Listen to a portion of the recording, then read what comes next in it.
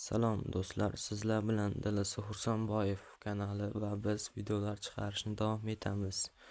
Hop, bugungi videomizda biz klassik playerlardan birini olamiz, ya'ni Dilisida DPL bilasizlar, hozir ko'pchilik o'ynayapti. DPL yig'ib mana shunday futbolchilar olish mumkin edi bu yerda.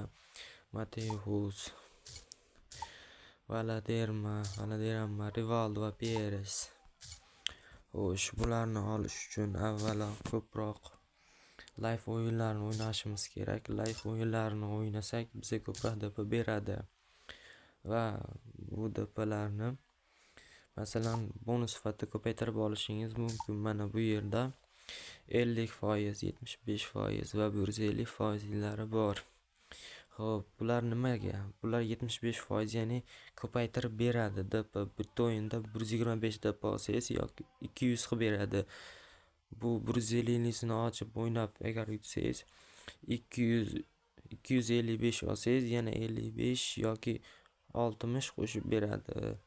Xo'p, jami 400 bo'ladi o'shanda. Xo'p, bugun klassik playerlarimizdan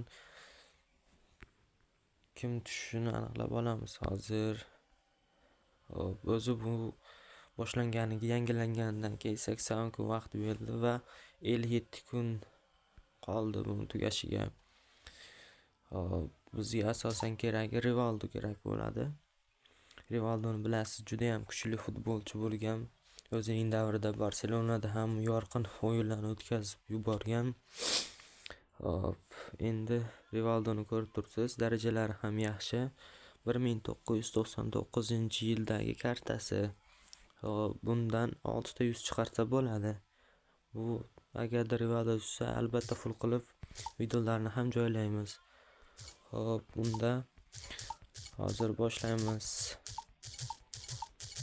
Xo'sh, Rivaldo tushsin.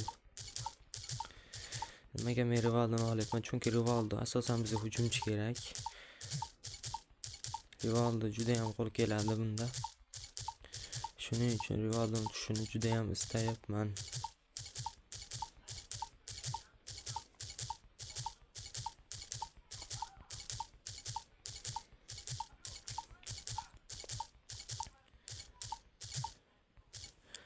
Va qani, bismillahirrohmanirrohim.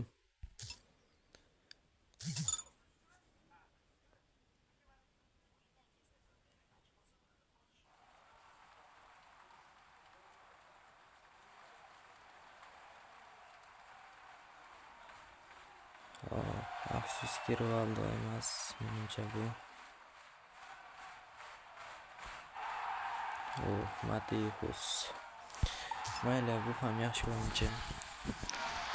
Buni ham o'ynatib ko'ramiz.